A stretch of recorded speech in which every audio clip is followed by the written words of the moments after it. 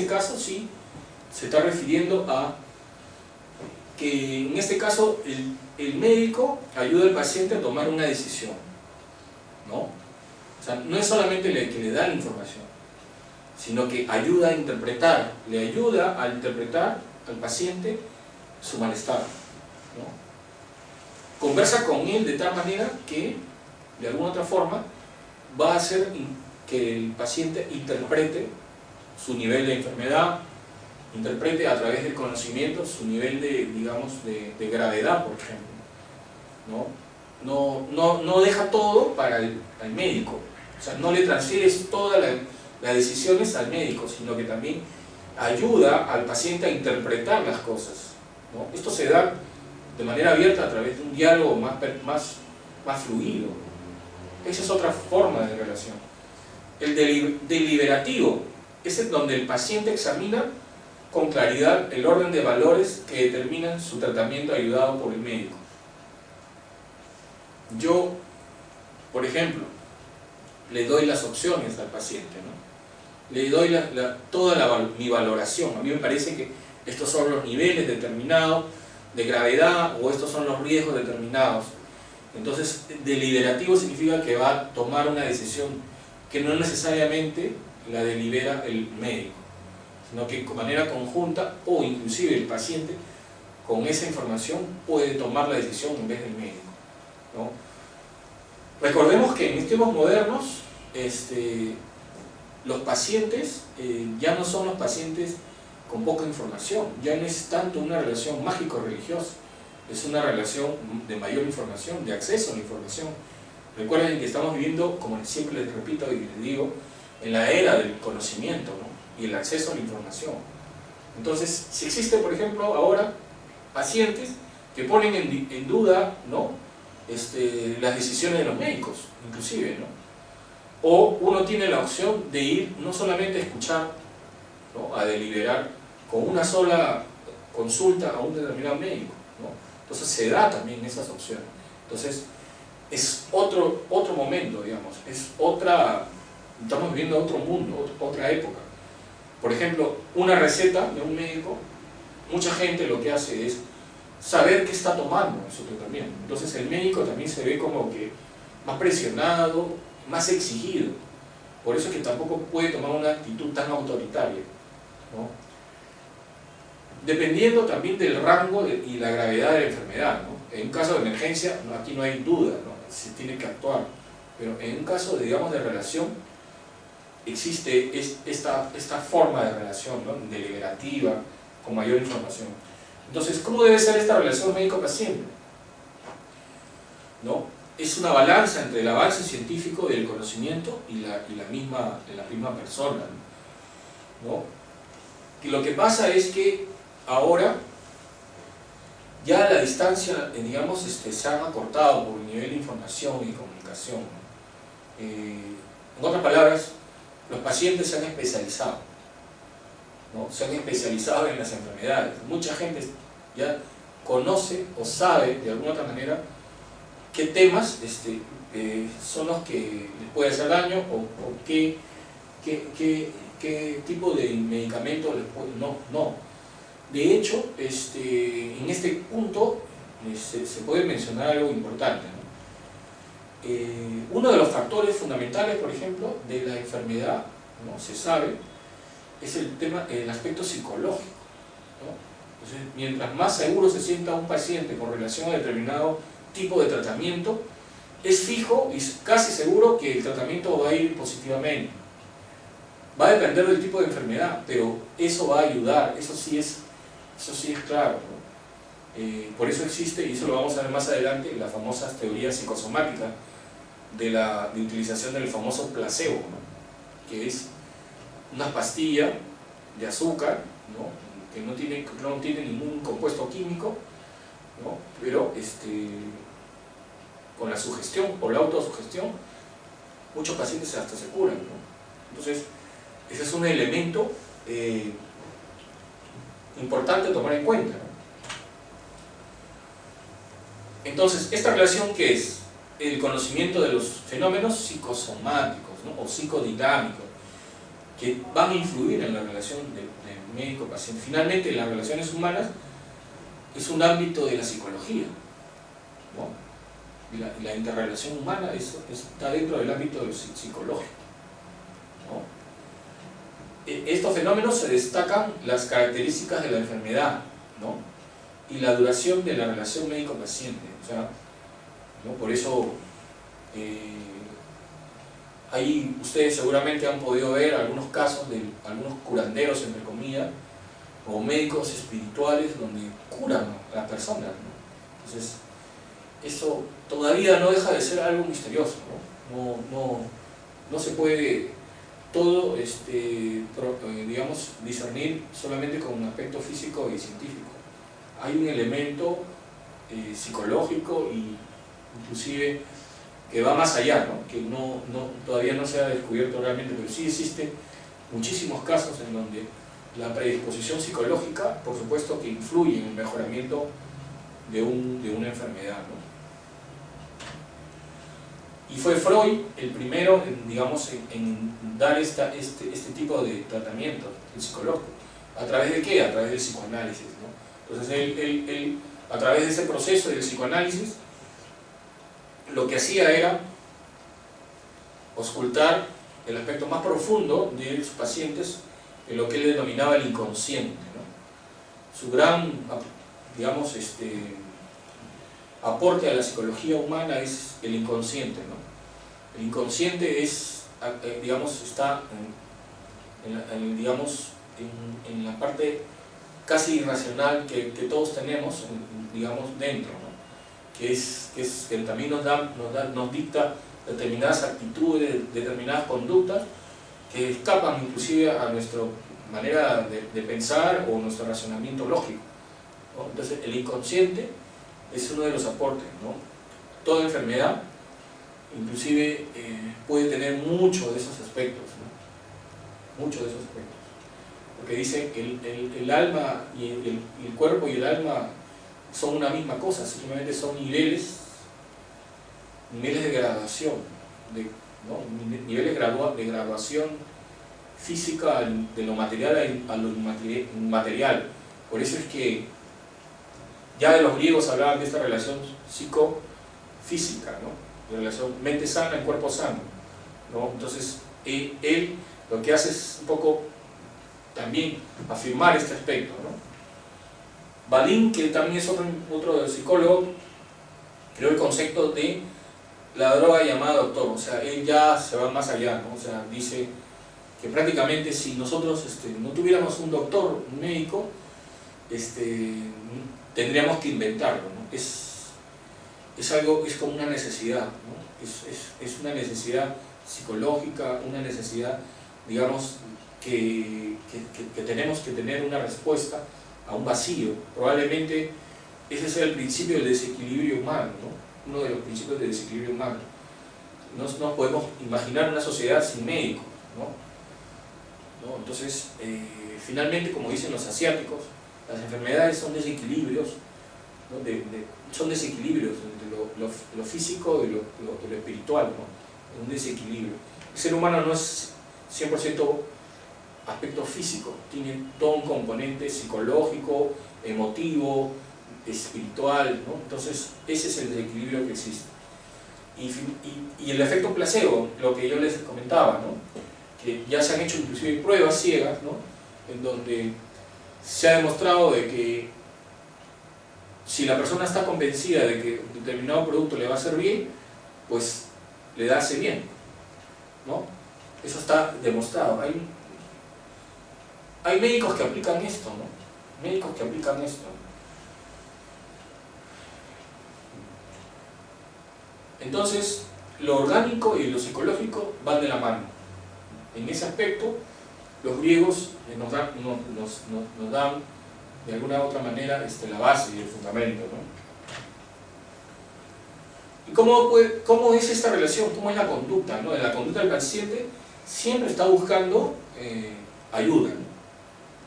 Ese es un principio fundamental para cualquier tipo de estrategia organizacional. El ayudar, ¿no? Siempre está buscando la ayuda, está rodeado de temor y ansiedad, ¿no? Entonces, es el ambiente, es el clima, ¿no? Y la conducta médica, ¿cómo debe ser? Justamente para poder aliviar y digamos, dar un buen servicio. Es obvio, ¿no? Un saludo afable, respetuoso, un trato amable, sobre todo el tema de la atención, ¿no? Recordemos, ¿no? Que es uno de los elementos fundamentales de un buen líder, de un buen gerente, de un buen profesional, saber escuchar, saber comunicarse, ¿no?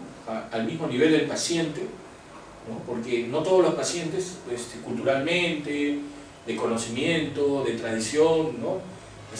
Tienen las mismas conductas, ¿no? Yo sé que en el caso de los hospitales, por ejemplo, el tiempo de la relación médico-paciente es muy corta, ¿no? Porque de hecho les dan un máximo del tiempo, pero basta con un primer contacto, si es en un buen sentido de relación, que lo puede fácilmente transmitir, ¿no? Entonces, no es tanto la cantidad, sino la calidad de la relación, ¿no? ¿Cómo debe ser esta relación? A través de lo que significa una comunicación verdadera, ¿no? Una comunicación que tiene que ver con la comunicación verbal, a través de la palabra, pero la no verbal, que es inclusive más importante en algunos casos que la verbal. Como yo les comenté anteriormente, prácticamente, de acuerdo a los estudios, casi el 90%, si no el 85% de nuestra comunicación entre seres humanos tiene que ver no tanto con lo verbal, con las palabras, sino tiene que ver con lo no verbal, es decir, los movimientos, los gestos, la mirada, el contacto físico. Estamos todo el tiempo y todo el momento transmitiendo algo, estamos comunicando algo, ¿no? Entonces, eso es lo fundamental. Como les decía, aunque el tiempo es corto, la comunicación se debe dar, ¿no? En calidad, ¿no? Y eso pues nos va a llegar al éxito del diagnóstico, ¿no? La suma del conocimiento más la experiencia, ¿no? Los conocimientos técnicos, nos va a llegar a un buen diagnóstico, ¿no? 3 niveles o tipos de relación, entonces. El activo, paciente o paciente pasivo, o sea, el médico activo, el paciente pasivo, el médico que dirige o el paciente que colabora, o el médico que actúa de manera activa o el paciente que participa de manera activa, ¿no? Entonces, esos son los 3 tipos de relación, ¿no? Dentro de un marco de distintas formas, digamos, de relación, ¿no? Entonces, esto es fundamental, ¿no? Ya hemos hablado del médico paternalista, ¿no?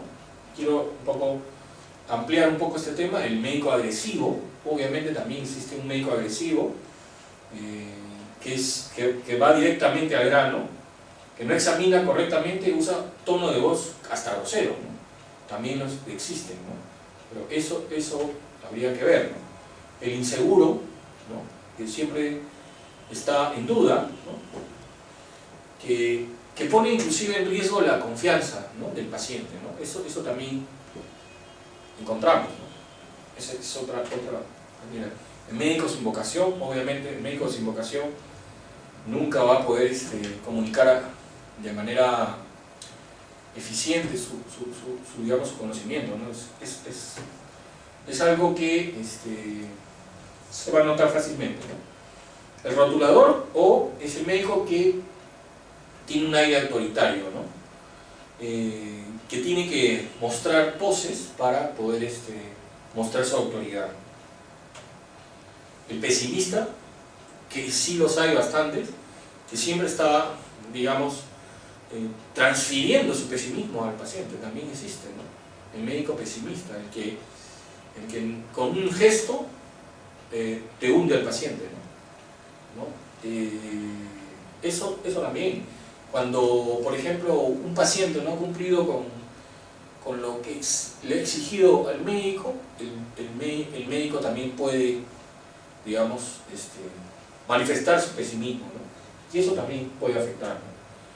Existe lo contrario, el optimista, ¿no? Que siempre está pronosticando todo a favor, ¿no? El autoritario es el que prácticamente mantiene una distancia con relación a su paciente, ¿no? Entonces, esos son los tipos de pacientes, son los tipos de relaciones entre el médico y paciente que, como les decía, forman parte del conocimiento de lo que es nuestra propia industria, nuestra propia empresa, ¿no? En este caso, porque es una organización obviamente dedicada a la salud, ¿no? En este caso a la salud pública.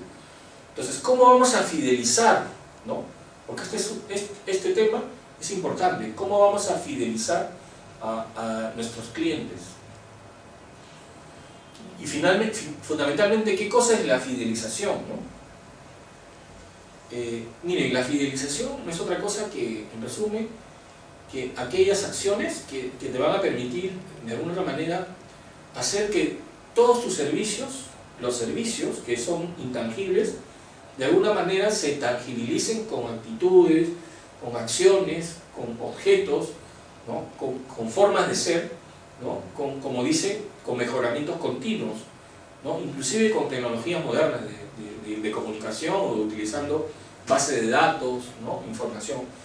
Por ejemplo, yo puedo tomar la decisión de ir a un determinado lugar para que me atienda determinado médico, por ejemplo, porque siempre recibo un correo de ese médico o de esa institución avisándome cuándo o recordándome cuándo es la consulta. ¿Eso qué produce? Que ese plus, que es ese servicio adicional, produzca que yo regrese, que yo recomiende, que yo lo acepte, que yo, digamos, le dé mi aprobación. Esa conducta de aceptación y de retorno digamos, utilizar el servicio nuevamente es la fidelización, ¿no?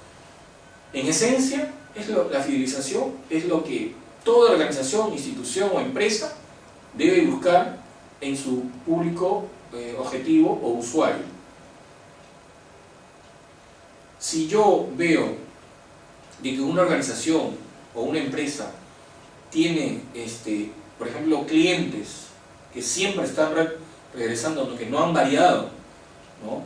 que siempre tengo llena, digamos, las citas, entonces es porque yo estoy haciendo algo bueno, no porque estoy haciendo algo malo, ¿no? ¿Por qué existen médicos que siempre tienen sus consultas llenas y médicos de la misma especialidad que no? Porque uno está fidelizando a sus clientes. ¿Por qué dice que se lo está fidelizando? Porque los médicos han percibido de manera sincera, no de manera engañosa, si no sería fidelización, de manera sincera, que ese médico ha, de alguna otra manera, llenado tus expectativas, ha tangibilizado, o sea, ha concretado los servicios esperados, ¿no? El otro médico no. El otro médico tenía las mismas herramientas, ¿no? Tenía la misma infraestructura, tenía la misma especialidad, pero no tangibilizó su servicio. Por supuesto que hay una forma de medir eso si tú te curaste o tu enfermedad se mejoró o tu salud se mejoró, ¿no es cierto? Esa es una de las formas también de medir. Pero más allá, como hemos visto, la relación médico-paciente tiene que ver con ese trato humano, porque yo no creo que nadie se va a curar a la primera cita. Puede ser que sí, ¿no? Pero el hecho de que siempre tú vuelvas donde ese médico ya indica, ¿no?, que se está fidelizando. Entonces, toda organización que aplica un marketing moderno o un plan de marketing debe apuntar a la fidelización, ¿no? Pero la fidelización no se construye sobre bases, digamos, no fundamentales, o sea, no fundamentadas. Se construye sobre bases sólidas, se construye sobre algo cierto, sobre servicios tangibles, pero de verdad. Entonces, eso es lo fundamental, la fidelización es eso, ¿no? Acá dice, por ejemplo, desarrollar un programa de fidelización puede significar retener, como les decía, y fidelizar a los pacientes, o por el contrario, perderlos, ¿no? Por no poseer una buena estrategia definida a corto y largo plazo. Tú puedes hacer todo tipo de estrategia para retener o fidelizar tus pacientes, pero si no lo haces sobre una base real, ¿no?, de un principio ético, de un tratamiento de calidad y servicio, tarde o temprano el usuario se va a dar cuenta. Tarde o temprano no te va a recomendar, ¿no? Eso es clave. Eso es clave para cualquier estrategia de marketing, ¿no? Que el producto que uno da sea el producto, la oferta que uno ha ofrecido, que se tangibilice, que sea tangible, ¿no?, que sea real. Entonces, ¿cuál es nuestro público consumidor? En este caso, ¿quiénes son nuestros usuarios? ¿Quiénes son nuestro grupo objetivo? Son los pacientes, ¿no? Pero ahora vamos a analizar un poco cuántos tipos de usuarios o cuántos tipos de pacientes hay, o cuáles son más o menos sus perfiles, ¿no? ¿Por qué es importante esto? Porque en base a estas características, nosotros probablemente nos va a permitir desarrollar mejores estrategias de marketing para atender esta diferencia, digamos, de perfiles de consumidores. Este es fundamental porque te permite de alguna manera conocer, como hemos visto anteriormente, no solamente lo que nosotros tenemos como industria internamente, el tipo de médicos, ¿no?, pero principalmente ahora analizar más o menos los perfiles de los usuarios, ¿no? ¿Qué tipo de usuarios hay, ¿no? Entonces, tenemos el tipo de usuario, o paciente, o cliente, inhibido o tímido, ¿no? Obviamente, ¿quién no sabe cómo es una persona tímida, ¿no? Es una persona que obviamente difícilmente se comunica, tiene que tener mucho más paciencia, ¿no? Generalmente estas personas son nuestros hermanos que viven de repente en ciudades alejadas de los centros de las capitales, ¿no?, donde se enfrentan pues a realidades que no cotidianas, ¿no?, en su uso y costumbre, ¿no? Entonces hay que tener un trato diferenciado, ¿no? Si una persona no es muy proclive a conversar, es más bien reservada, va a ser muy importante saber preguntar, ¿no? Entonces hay que de repente crear ambientes especiales para personas con este tipo de características. O sea, ya habría que diseñar un poco con más detalle cuáles son esas características, ¿no?, importantes. Ahí los momentos de la verdad, que eso lo vamos a ver en otra sesión, son fundamentales para saber tomar decisiones adecuadas para este tipo digamos, de personas, ¿no? Como les decía, el médico en este caso tiene que ayudar a vencer esa inhibición, ¿no? Tiene que haber un trato mucho más humano, más cercano, más cálido, de más confidencialidad, ¿no? Eso es importante. Es un tipo, el psicótico, ¿no? Es difícil, ¿no? Para cualquier médico, porque es una persona que tiene cierto desorden psicológico, ¿no? El psicótico puede inclusive mentir mucho. Una persona psicótica puede exagerar, ¿no? Tiene un estado de ánimo voluble, ¿no? Entonces, ese es otro extremo, ¿no? Puede inclusive tener no solo una dolencia física, sino más bien de orden mental, ¿no?, psicológica, ¿no? Entonces, ese es otro aspecto digamos, de paciente. Está el paciente grave, ¿no? Son aquellos pues, que obviamente necesitan una atención inmediata, ¿no?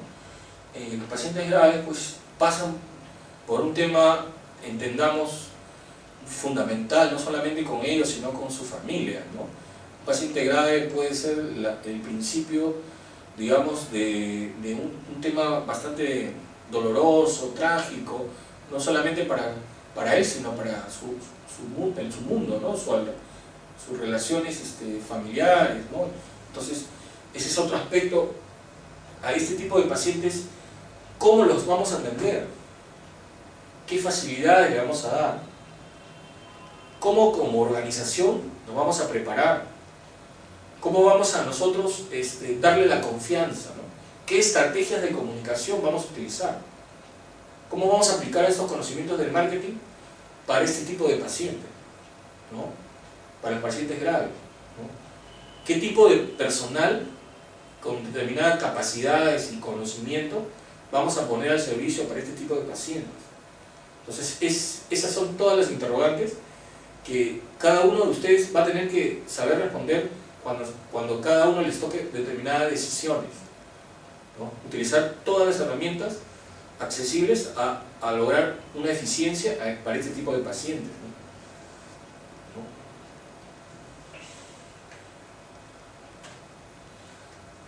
Pacientes con poca inteligencia, ¿no? O sea, eso también, o sea, son personas que, digamos,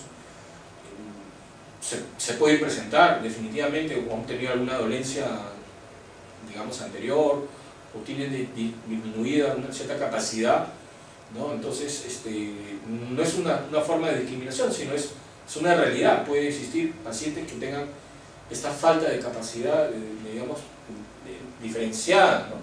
Entonces, para ellos también hay que trabajar, ¿no? Para este segmento, ¿no? Son personas que tienen un lenguaje muy básico, ¿no? Muy rudimentario, ¿no? Entonces, finalmente somos seres humanos, o sea, eso no le quita nada, digamos, su calidad humana, definitivamente, al contrario, son pacientes a los cuales tenemos que ayudar con mayor razón, ¿no? Otro segmento, digamos, como ustedes saben, ¿no? Los segmentos más vulnerables son los niños y los ancianos, y en este caso los niños tienen que tener un tratamiento especial. ¿Qué ambiente, igualmente les pregunto, vamos a adecuar? ¿Cómo vamos a desarrollar, digamos, una atención de emergencia para un niño, ¿no? Si le vamos a dar la preferencia, no le vamos a dar la preferencia en las consultas, ¿no? A digamos, estas personas, como les decía, más vulnerables, ¿no? Los niños o los ancianos, le vamos a dar preferencia en las consultas, en los tratos, ¿no? En los ambientes físicos, ¿no? Entonces, es fundamental, ¿no? Generalmente los niños no solamente se involucran en ellos, sino involucran a toda su familia, ¿no?